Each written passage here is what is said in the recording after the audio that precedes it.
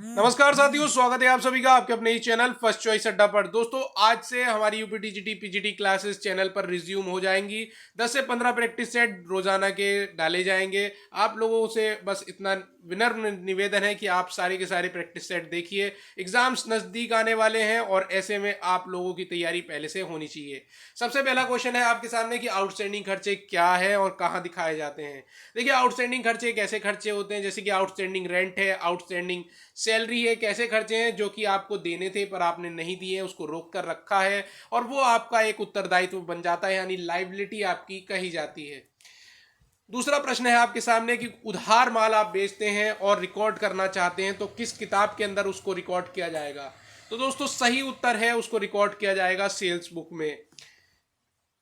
Next है आपके सामने इम्प्रेस सिस्टम यूज किया जाता है कहां पर और किस किताब में इसको रिकॉर्ड करना चाहिए। देखिए, एक पैटी खर्चे का मतलब ऐसे छोटे छोटे जो चाय पानी के खर्चे होते हैं उनसे रिलेटेड होता है इम्प्रेस सिस्टम। और जो छोटे छोटे खर्चे हैं उसको अलग से अकाउंट बनाकर नहीं दिखाया जाता, उसको एक साथ ही पेटी कैश बुक में डाल दिया जाता है। पेटी कैशियर को बोल दिया जाता है कि आपके 2,000 रुपये हैं और आपको पूरे महीने का जो छोटे मोटे खर्चे हैं वो उसमें निकालने हैं। तो ये पेटी कैश बुक आपका कहा जाता है। परचेज अकाउंट क्या है दोस्तों? परचेज अकाउंट एक तरीके का नॉमिनल अकाउंट है। जी हाँ दोस्तों, आपने 3 तरीके के गोल्डन रूल्स पढ़े ही होंगे। Real, personal, nominal. रियल क्या था? What comes in debit what goes out credit. Personal क्या था? Receiver debit giver credit. और नॉमिनल कहता था कि वी रूल, खर्चे सारे लॉसेस सारे डेबिट करिए, इनकम गेन्स क्रेडिट कीजिए। तो यहाँ पर जो है नॉमिनल अकाउंट आपका सही हो जाएगा। चलिए, ट्रायल बैलेंस क्या है? ट्रायल बैलेंस एक लेजर अकाउंट है, स्टेटमेंट है, लिस्ट ऑफ डेटर से है, लिस्ट ऑफ क्रेडिटर से है। तो ट्रायल बैलेंस कोई अकाउंट तो होता नहीं है दोस्तों, ये एक तरीके से स्टेटमेंट कहा जाता है। एक लॉस है, हानि हो गई है और वो हानि हुई है आग के लगने से। तो आप इसको कहाँ डालना चाहेंगे? मैंने आपको अभी पीछे भी बताया था क्वेश्चन में कि जितने भी आपके नुकसान होते हैं और वो आते हैं नॉमिनल अकाउंट के अंदर। नुकसान खर्चों को डेबिट किया जाता है और फायदों को क्रेडिट। तो यहाँ पर लॉस हुआ है इसलिए नॉमिनल अकाउंट में आएगा माय फ्रेंड्स।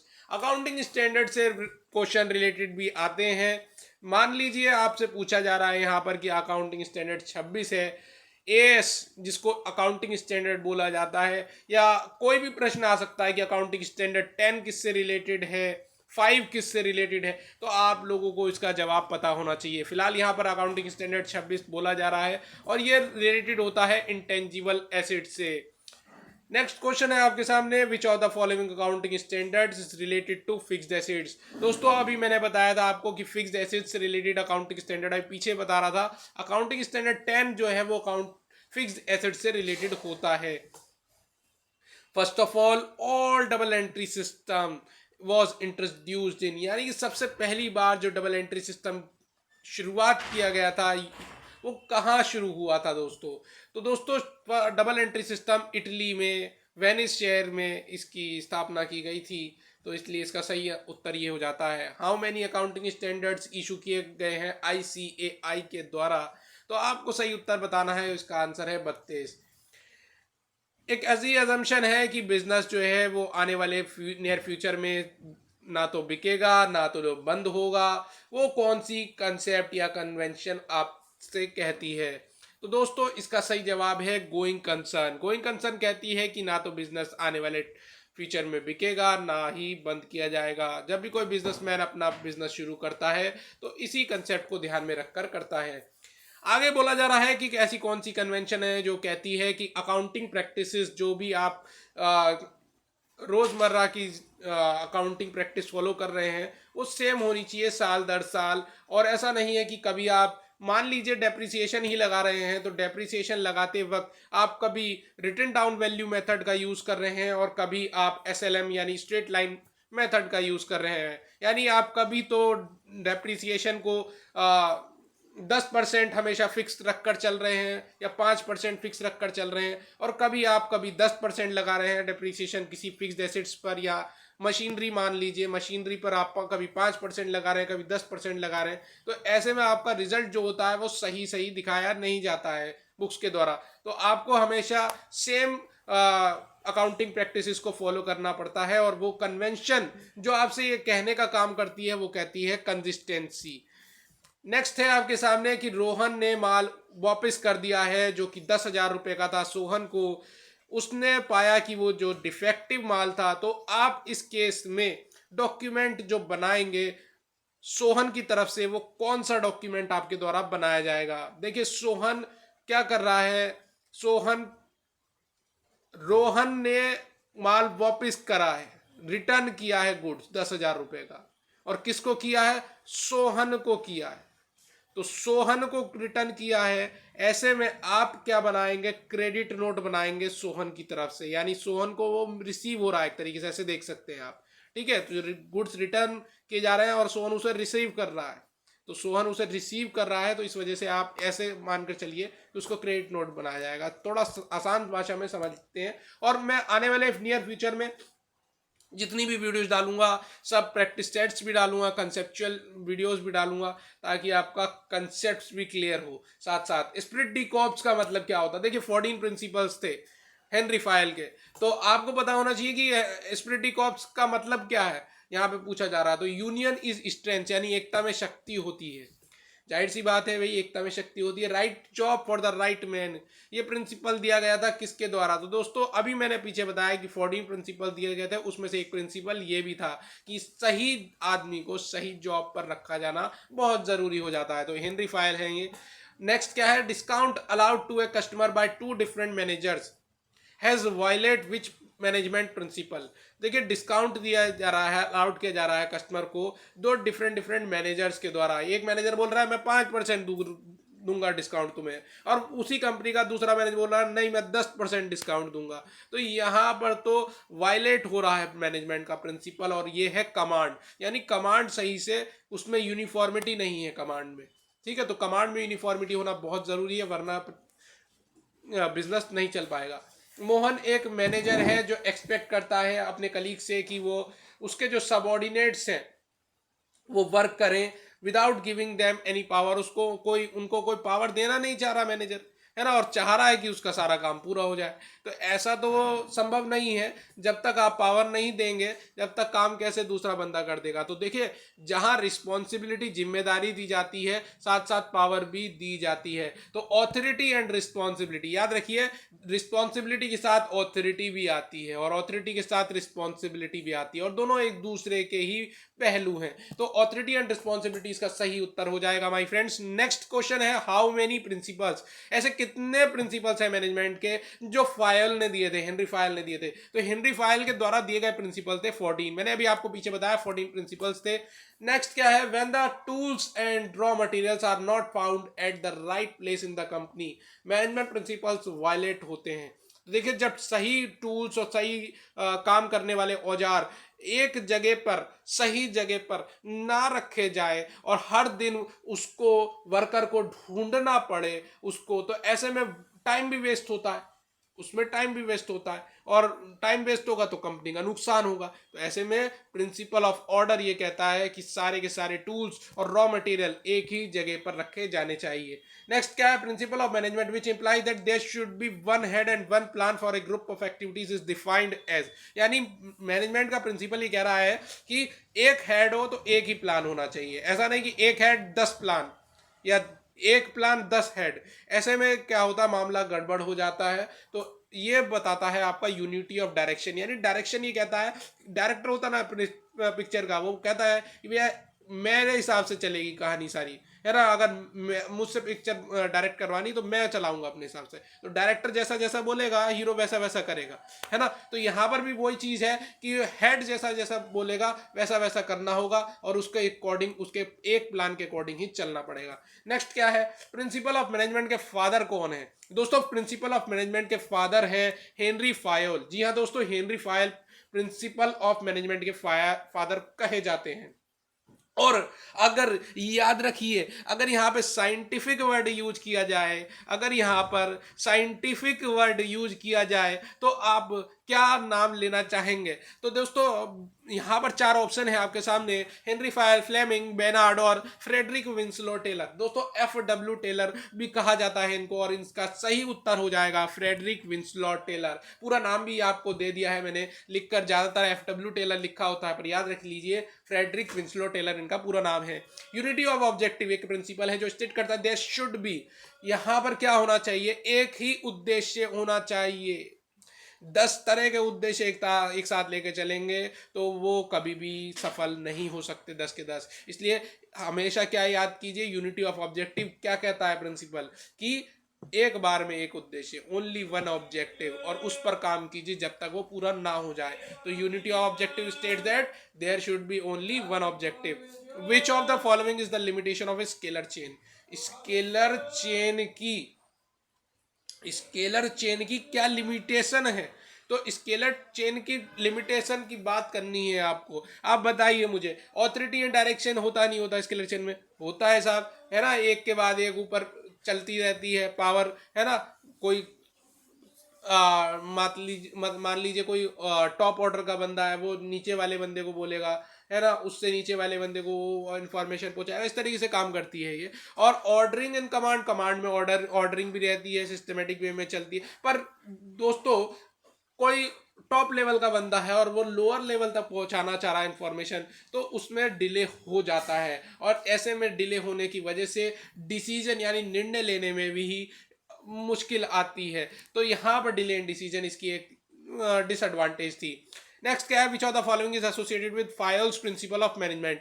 फायोल के जो प्रिंसिपल थे मैनेजमेंट के, उससे एसोसिएटेड, उससे लिंक्ड कौन सा चीज है इसमें? तो देखिए फायल के प्रिंसिपल की बात करें तो उसने एम्प्लॉइज के रिम्यूनरेशन की भी बात करी थी, सैलरी वेजेस की भी बात करी थी। उसने बोला था कि सारे के सारे लोगों को इक्वल रखना जाना चाहिए, किसी के साथ कोई भेदभाव नहीं होना चाहिए। तो ये भी बात सही आ जाती है। तीसरी बात है stability of tenure of personal, ये भी बात यहाँ पे सही है, यानी कि सारे के सारे जो हैं वो इसमें सही हो जाते हैं। नेक्स्ट क्या है, वायलेटिंग। जी हाँ दोस्तों, violating effect of the principle of unity of command, यानी यूनिटी ऑफ कमांड जो है वो वायलेट करती है किस प्रिंसिपल के इफेक्ट को? दोस्तों यहाँ पे क्या हो रहा है, देखिए यहाँ पर क्या है, यूनिटी ऑफ कमांड में अब अकाउंटेबिलिटी, इसको समझिए, ये क्या कहना चाह रहा है, अकाउंटेबिलिटी मतलब जवाबदेही।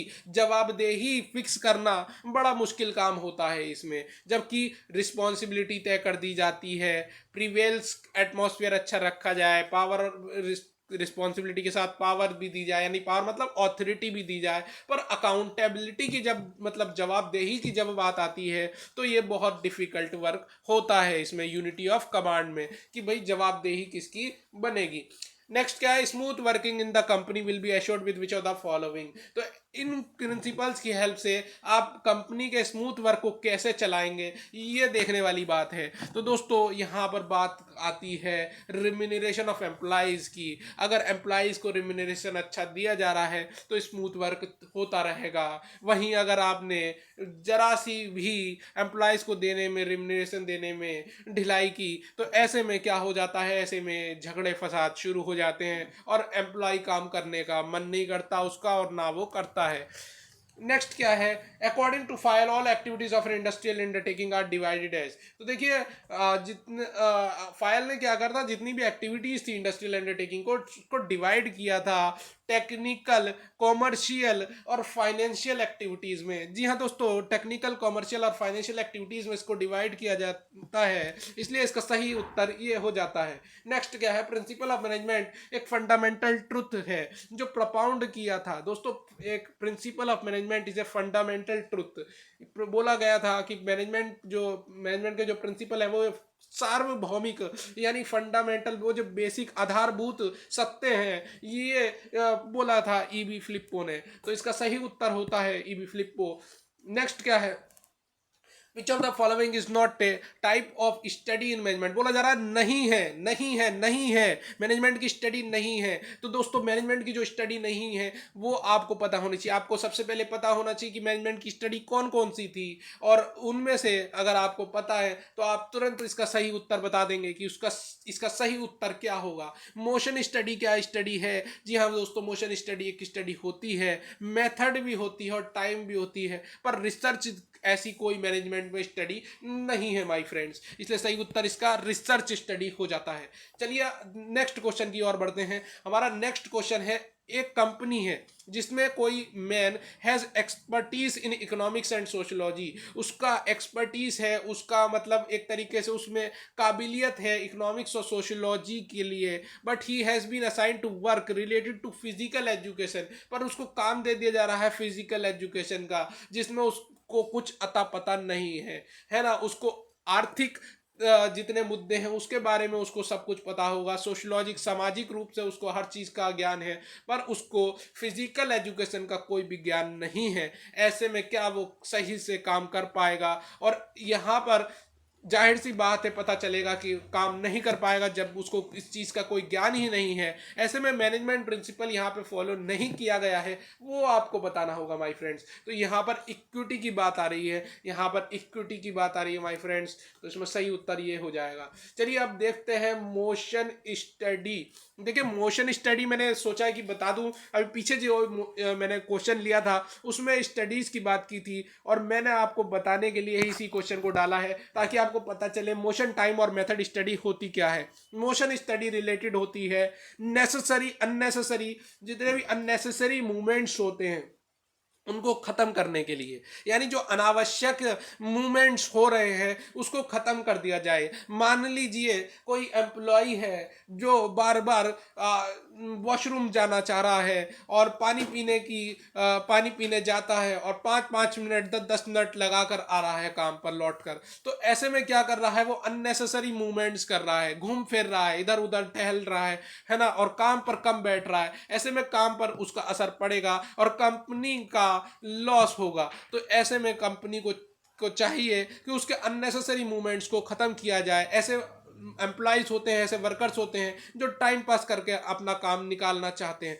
तो ये मोशन स्टडी यही चीज़ बताने का कार्य करती है। दूसरी चीज़ बात करते हैं टाइम स्टडी की। ये डिटरमाइन करती है कि स्टैंडर्ड टाइम कितना लिया जाना चाहिए, कितना टेकन होना चाहिए। तो स्टैंडर्ड टाइम की बात करती है कि किस व्यक्ति से कितना काम करवाना है और कब तक करवाना है। मेथड स्टडी की बात करें तो ये बताती है कि फाइंड आउट करना best way of doing the job, यानी कोई कार्य है उसको उस कार्य को करने का सही और सच्चा और बेस्ट तरीका, बेहतर तरीका कौन सा होगा, उस कार्य को उस तरीके से किया जाएगा तो जाहिर सी बात है कि इफिशियंसी निकल कर आएगी और कार्य जो है वो सही तरीके से हो पाएगा। फटीग स्टडी की बात करें तो फटीग स्टडी की अगर बात करें तो determining the amount and frequency of rest intervals, यानी कि आपको निर्धारित करना है कि जो इंटरवल्स लिए जा रहे हैं उसमें फ्रीक्वेंसी है या नहीं है, वो उसके बीच में जो गैप्स दिए जा रहे हैं वो प्रॉपर होने चाहिए। ऐसा नहीं कि अभी बंदे ने 1 घंटा काम किया और 1 घंटे पहले रेस्ट दिया गया था, फिर से अभी 15-20 मिनट का रेस्ट दे दिया, फिर आधा घंटा काम करवा के फिर 25-30 मिनट का रेस्ट दे दिया। तो ऐसे में रेस्ट इंटरवल्स को ध्यान में रखना बहुत ज़्यादा ज़रूर होता है, यानी प्रॉपर रेस्ट भी दिया जाना चाहिए पर सही तरीके से, यानी 4-5 घंटे काम करवा के फिर उसको रेस्ट दिया जाए, फिर काम करवा के फिर उसको रेस्ट दिया जाए, ऐसे में सही माना जाता है। चलिए अब बात करते हैं, या आप समझ गए होंगे कि स्टडी कैसे कैसे और कितने तरीके की होती है, motion study, time study, method study या फटीग स्टडी। नाउ अब बात करते हैं ऐसा कौन सा इंस्टीट्यूट है जो कहता है कि डेटर भी हूं मैं और क्रेडिटर भी हूं मैं, यानी देनदार भी हूं मैं और लेनदार भी हूं मैं। तो यही कहता है बैंक, यानी बैंक्स ही वो कहे जाते हैं इंस्टीट्यूशंस जो डेटर भी होते हैं और क्रेडिटर भी होने का कार्य करते हैं। Because banks accept various types of deposits, bank जो है बहुत तरीके के डिपॉजिट्स को एक्सेप्ट करता है पब्लिक से, such as savings account deposit, current account deposit, fixed account deposit and pay interest on them, और उन पर इंटरेस्ट इंटरेस्ट भी देने का कार्य करता है, यानी इंटरेस्ट भी दे रहा है और डिपॉजिट्स भी एक्सेप्ट कर रहा है। नेक्स्ट क्या है, अगला प्रश्न देखते हैं माय फ्रेंड्स।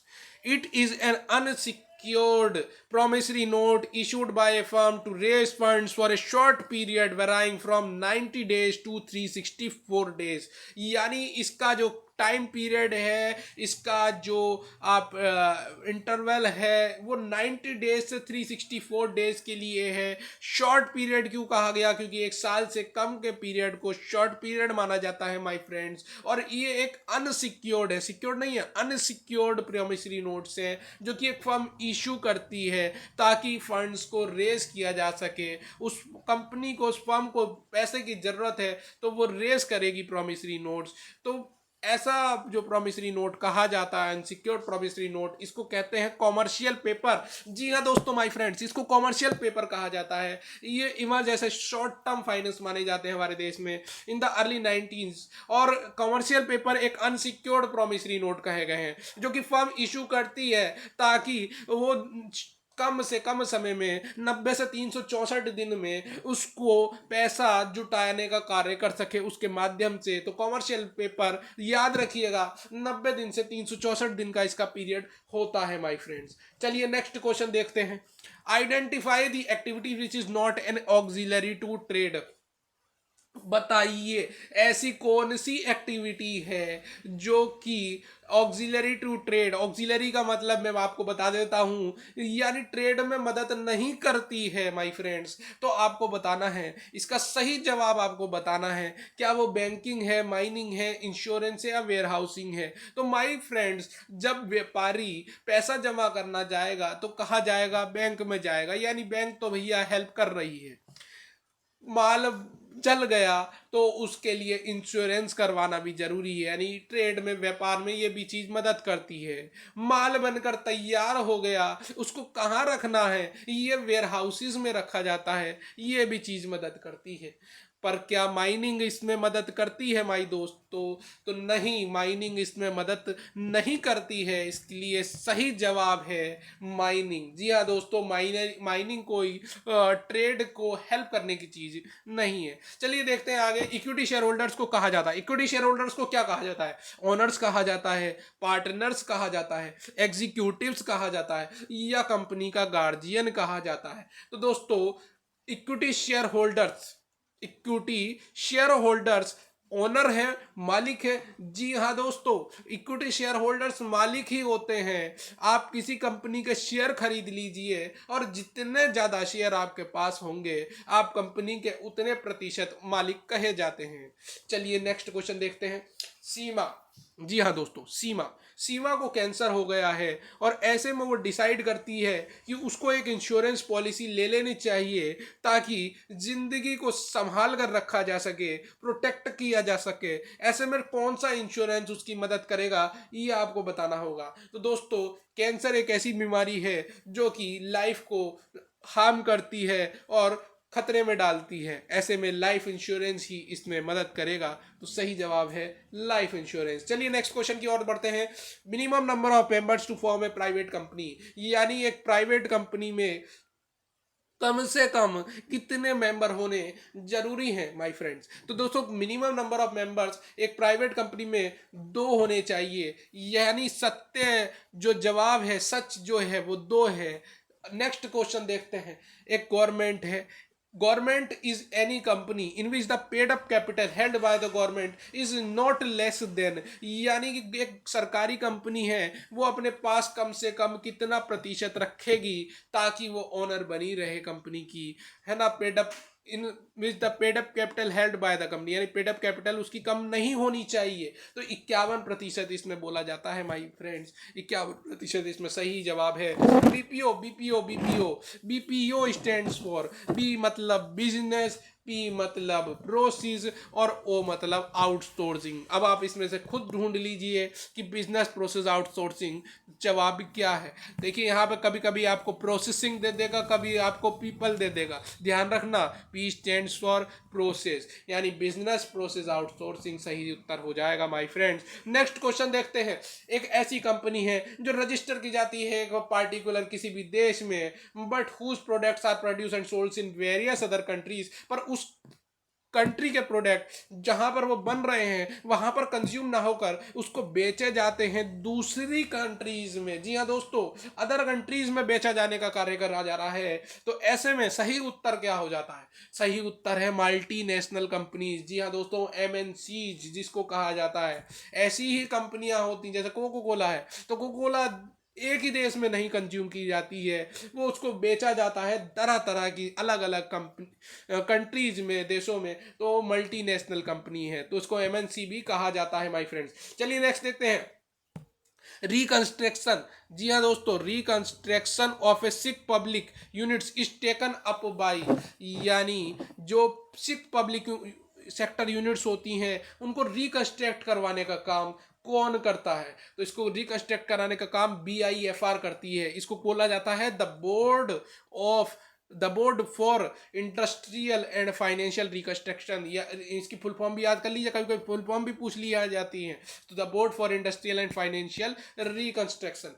देखते हैं नेक्स्ट क्वेश्चन। प्रश्न हमारे सामने आया है कि to what category of industries can sugar mill और oil refinery be put in, यानी शुगर मिल और ऑयल रिफाइनरी को आप किस सेक्टर में रखने का कार्य करेंगे? प्राइमरी, सेकेंडरी या टर्चरी? तो देखिए, आप रखेंगे उसको सेकेंडरी में। जी हाँ दोस्तों, सेकेंडरी में आप रखने का कार्य करेंगे। प्राइमरी तीन तरह की होती हैं, टर्चरी वो होती हैं जैसे कि banking, warehousing, finance, insurance, इस तरीके की आने का कार्य करती हैं, ये हेल्प करती हैं ट्रेड में। और जबकि सेकेंडरी की बात करें, यहाँ पे कुछ प्रोसेस हो रहा होता, तो देखिए आप देख ही पा रहे हैं कि यहाँ पे कुछ प्रोसेस होने का कार्य किया जा रहा है। शुगर मिल में प्रोसेसिंग होती है, ऑयल रिफाइनरी में प्रोसेस होती है, मटेरियल को प्रोसेस किया जाता है। तो इसका सही उत्तर है सेकेंडरी। नेक्स्ट देखते हैं। एक पार्टनर है whose relation with the firm is unknown to the general public, यानी जनरल पब्लिक से उस पार्टनर का कोई लेना देना नहीं है my friends. However he has all the features like the rest of the partners, पर इसके सारे के सारे फीचर्स जो होंगे वो सारे के सारे सेम होंगे दूसरे पार्टनर से। जैसे कैपिटल लाने का कार्य भी कर रहा होगा, ये पैसा लाने का कार्य कर रहा है, ये बिजनेस को एक्टिव पार्टिसिपेट भी कर रहा है, ये बिजनेस को चलाने का कार्य भी कर रहा है, और इसके साथ साथ ये प्रॉफिट और लॉस में भी भागीदारी रख रहा है। ये कैपिटल भी ला रहा है, प्रॉफिट और लॉस में भी हिस्सेदारी भी निभा रहा है, मैनेजमेंट में हिस्सा भी ले रहा है, और इसकी जो लायबिलिटी है वो भी अनलिमिटेड है। पर लोगों को तो पता ही नहीं ये पार्टनर भी बना हुआ है। तो यहाँ अननोन है जनरल पब्लिक से, ऐसे ही पार्टनर बोले जाते हैं गुप्त पार्टनर, यानी सीक्रेट पार्टनर। ये नेक्स्ट देखते हैं, what is the full form of NEFT। बहुत सारे लोगों को पता होगा इसका सही जवाब, आप लोगों ने सोच भी लिया होगा इसका सही जवाब क्या होना चाहिए। इसका जवाब है N for national my friends, E for electronic, F for funds और T फॉर ट्रांसफर। जी हाँ दोस्तों, नेशनल इलेक्ट्रॉनिक फंड्स ट्रांसफर इसकी सही फुल फॉर्म हो जाएगी। अब नेक्स्ट देखते हैं, भेल SAIL GAIL are an example of, यानी Bharat heavy electricals limited, steel authority of India limited और gas authority of India limited, ये कहाँ पर आते हैं? तो दोस्तों ये सब पब्लिक सेक्टर्स हैं, और ये पब्लिक सेक्टर की एंटरप्राइजेज हैं, PSCs हैं। तो यहाँ पर सही उत्तर हो जाएगा पब्लिक सेक्टर एंटरप्राइजेज। नेक्स्ट देखते हैं माय फ्रेंड्स, पारुल। पारुल एक ब्यूटी पार्लर चलाने का काम करती है, और वो ऑफर करती है अपने कस्टमर्स को तरह तरह की सर्विसेज, और बड़ा प्रॉफिट कमाने का कार्य कर रही है। तो इसमें आप इस तरह की एक्टिविटीज को क्या कहेंगे माय फ्रेंड्स? इसको कहा जाएगा आर्थिक एक्टिविटीज, इकोनॉमिक एक्टिविटीज बोलने का कार्य किया जाएगा। तो दोस्तों ये इकोनॉमिक एक्टिविटीज ही में ही आती है। दो तरीके की होती हैं, इकोनॉमिक, नॉन इकोनॉमिक, मेजरली दो तरीके की होती हैं।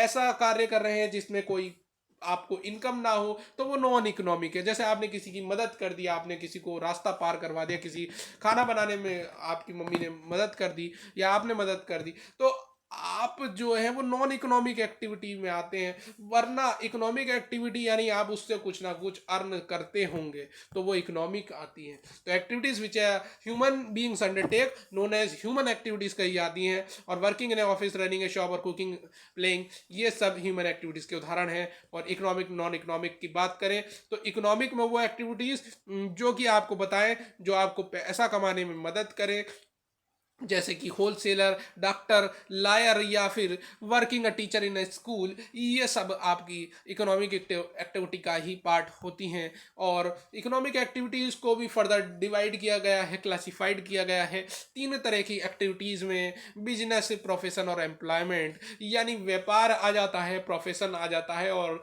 रोजगार आ जाता है। तो दोस्तों बिजनेस की बात कर लेते हैं। सबसे पहले बिजनेस होता क्या है? बिजनेस एक तरीके की ऐसी इकोनॉमिक एक्टिविटीज़ को कंसिडर करता है जिसमें शामिल होता है प्रोडक्शन, कुछ ना कुछ प्रोड्यूस हो रहा होगा, कुछ ना कुछ खरीदारी हो जा रही है, कुछ बेचा भी जा रहा है। भाई सामान बन रहा है तो बेचने के लिए ही बनता है, उसको डिस्ट्रीब्यूट भी किया जाता है तरह तरह जगह पर। और सारा का सारा जो भी एक्टिविटीज हो रही हैं उसका एक मुख्य उद्देश्य यही है कि प्रॉफिट को कमाया जाए। यानी प्रॉफिट कैसे कमाया जाए, केवल सारी की सारी जितनी भी क्रियाएं होती हैं वो सब एक ही उद्देश्य को ध्यान में रख के की जाती है, और वो है आपका profit. Fishing, mining, farming, manufacturing, wholesale, ये सब बिजनेस के उदाहरण कहे जाते हैं। अब बात करते हैं इकोनॉमिक एक्टिविटीज की। जी हाँ दोस्तों, इकोनॉमिक एक्टिविटीज एक ऐसी एक्टिविटीज है जिसमें बंदा काम करता है, रेगुलरली काम करता है, हर दिन काम करता है, पर अपने लिए नहीं, दूसरे के लिए, फॉर अनदर पर्सन। और बदले में दूसरा बंदा काम करने के लिए उसको देता है पैसा, उसको पैसा देता है रिम्यूनरेशन फॉर्म में, यानी सैलरी की फॉर्म में या वेजेस की फॉर्म में देने का कार्य करता है। यानी दूसरे लोग काम पर रखते हैं, जो काम पर रख रहे हैं आपको, उसको कहेंगे एम्प्लॉयर, और आप उनके लिए हो जाएंगे एम्प्लॉय, क्योंकि आप उनके लिए काम करते हैं। और इसके उदाहरण आपको हर जगह देखने को मिल रहे हैं आजकल, जैसे कि ऑफिस में बंदा वर्क कर रहा है, बैंक्स में वर्क कर रहा है, शॉप्स में वर्क कर रहा है, क्लरिकल जॉब कर रहा है। अब बात करते हैं नॉन इकोनॉमिक एक्टिविटी। मैंने आपको पहले ही बताया, यहाँ पे साइकोलॉजिकल सेटिस्फेक्शन मिलने का कार्य करता है। यहाँ पे मुख्य उद्देश्य पैसा कमाना नहीं है, यहाँ पे पैसे की कोई बात नहीं होती है। आप मंदिर जाते हैं पैसा कमाने के लिए नहीं जाते हैं, आप सोशल सर्विस करते हैं पैसा कमाने के लिए नहीं करते हैं। यहाँ पर आपको बस मन की शांति चाहिए होती है। अब बात करते हैं प्रोफेशन की माय फ्रेंड्स। प्रोफेशन है क्या? प्रोफेशन एक तरीके से स्पेशल नॉलेज रिक्वायर करता है, आपके अंदर वो विशिष्ट ज्ञान होना बहुत जरूरी है, आपके अंदर वो कौशल होना जरूरी है जो कि आपको दूसरों से अलग बनाता है। और ये अप्लाई करता है इंडिविजुअल अपने काम में, ताकि वो पैसा कमा सके, अपनी रोजमर्रा की जिंदगी चला सके। एक अमर नाम का बंदा है, वो डॉक्टर है, वो रन करता है अपना खुद का क्लिनिक, और उसके जैसा दूसरा कोई कार्य नहीं कर पा रहा है, उसका प्रोफेशन है। हर कोई डॉक्टर नहीं बन सकता, क्योंकि उसने डिग्री ली है, उसने वो ज्ञान प्राप्त किया है, उसने वो कौशल प्राप्त किया है जो हर किसी के पास नहीं है। यही प्रोफेशन का सबसे बड़ा उदाहरण होता है। चलिए नेक्स्ट देखते हैं। अभी आप समझ गए होंगे कि क्या कैसे मैं पढ़ाता हूँ। आप लोगों से बस इतना विनम्र निवेदन है कि आप अगर यहाँ तक पहुँचे हैं, इस वीडियो को देख रहे हैं, तो लाइक तो बनता है माय फ्रेंड्स, और शेयर ज़्यादा से ज़्यादा कीजिए, ताकि आपके साथ साथ दूसरे लोग भी इस वीडियो की मदद से अपना ज्ञान बढ़ा सकें। और सब्सक्राइब करिए जरूर। सब्सक्राइब नहीं करते, सब्सक्राइब करने में कोई पैसा थोड़ी लगता है माय फ्रेंड्स, है ना, कोई पैसा नहीं लग रहा है आपका। चलिए नेक्स्ट देखते हैं। Median of a frequency distribution is find graphically with the help of. देखिए, median of a frequency distribution is found graphically with the help of. किसकी हेल्प से आप ग्राफिकली फाउंड आउट कर सकते हैं? तो आप ऑगिव कर्व्स की मदद से। ऑगिव कर्व्स ही ये इसमें सही उत्तर हो जाएगा। नेक्स्ट क्या है? विनिवेश होता है। विनिवेश क्या है? देखिए, सरकार के शेयर निजी कंपनियों को बेचना, निजी कंपनियों के शेयर सरकार को बेचना, निवेश में वृद्धि और व्यापारिक संस्थाओं को बंद करना। तो देखिए, विनिवेश का मतलब है आप सरकार है मान लीजिए, और आप अपनी ही कंपनी को बेच रहे हैं और निजी कंपनियों को बेच रहे हैं, उसी को डिसइन्वेस्टमेंट कहा जाता है।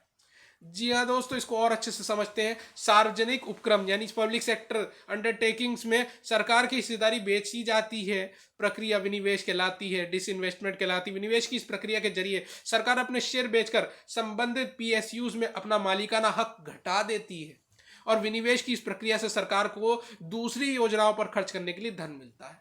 वो दूसरी योजनाओं पर खर्च कर सकती है। पैसा कैसे जुटाएगी? सरकार को भी तो पैसा चाहिए। मान लीजिए एलआईसी में सरकार की हिस्सेदारी है और वो कुछ हिस्सेदारी अपनी कम कर देती है। हिस्सेदारी कम करेगी तो किसको बेचना पड़ेगा भाई? पब्लिक सेक्टर जो अंडरटेकिंग्स है उसमें हिस्सेदारी कम हो रही है सरकार की, और बेच रही है किसको? प्राइवेट कंपनीज को बेच रही है ना। और इससे क्या होगा? सरकार को पैसा मिल रहा है और प्राइवेट कंपनी का भी फायदा हो रहा है कि उसको हिस्सेदारी मिल रही है। देख सकते हैं एलआईसी एक एग्जाम्पल है आपके सामने, एयर इंडिया एग्जाम्पल है, और भी तरह के एग्जाम्पल है। Most commonly use device of presenting business and economic data. देखिए, most commonly use device presenting business and economic data की क्या कही जाएगी? आपको बिजनेस और इकोनॉमिक डाटा को प्रेजेंट करना है लोगों के सामने, तो आप किस डिवाइस का यूज करेंगे? बार डायग्राम इसमें सबसे अच्छा माना गया है। न्यूमेरिकल इन्फॉर्मेशन स्टैटिस्टिकल टेबल में दी जाती है, वो किसके जरिए दी जाए? न्यूमेरिकल इन्फॉर्मेशन दी गई है, कोई स्टैटिस्टिकल टेबल है उसमें भरी हुई है जानकारी, और वो न्यूमेरिक नंबर्स की फॉर्म में है, तो उसको क्या कहेंगे आप? उसको कहेंगे बॉडी। इसको क्या कहेंगे? Body. According to Henri Fayol, functions of management are, Henri Fayol के फंक्शंस थे भाई, आपको पता होने चाहिए। Planning, organize, staffing, directing, controlling, coordinating, ये सारे के सारे फंक्शंस कहे जाते हैं। तो ऑल ऑफ दी अबव इसमें सही जवाब है। हेनरी फायल पॉपुलर थे, किस वजह से पॉपुलर थे हेनरी फायल? देखिए, हेनरी फायल पॉपुलर थे मैनेजमेंट की वजह से, है ना। तो भैया Henry file is popular due to principles of management, यानी मैनेजमेंट के प्रिंसिपल दिए थे उन्होंने, 14 प्रिंसिपल्स। और यहाँ पर आपके सामने एक व्यक्ति की फोटो दी गई है, आपको देख के तुरंत बता देना पड़ेगा कि ये जो व्यक्ति है उसने एडवांस साइंटिफिक मैनेजमेंट के प्रिंसिपल दिए थे, और ये कौन है? ये कौन है? हेनरी फायल तो मत समझ लेना इन्हें, हेनरी फायल नहीं है माय फ्रेंड्स, ये हैं आपके आपके FW टेलर। जी हाँ दोस्तों, जिनकी मैंने बात की थी अभी कुछ समय पहले, फ्रेडरिक विंसलो टेलर, है ना। तो चलिए नेक्स्ट क्या है? Who is the writer of the philosophy of management? Philosophy of management के राइटर कौन है? मैनेजमेंट की फिलोसफी दी थी, और उन राइटर का नाम बताना है जिन्होंने मैनेजमेंट की फिलोसफी दी थी। तो उन राइटर का नाम है ओलिवर शेल्डन। जी हाँ दोस्तों, ओलिवर शेल्डन इसमें सही उत्तर हो जाएगा। और इस वीडियो के को यहीं पर विराम देते हैं। थोड़ी देर में फिर आऊंगा मैं वीडियो लेकर, और तड़ा आपके सामने वीडियोस आती रहेंगी। बस आपको करना क्या है? आपको केवल इतना करना है कि पेन कॉपी लेकर बैठना है, मुख्य बिंदुओं को कॉपी में लिखना है, नोट डाउन करना है, वीडियो को लाइक करना है, चैनल को सब्सक्राइब करना है, और ज़्यादा से ज़्यादा शेयर करना है। जय हिंद, जय भारत माई दोस्तों।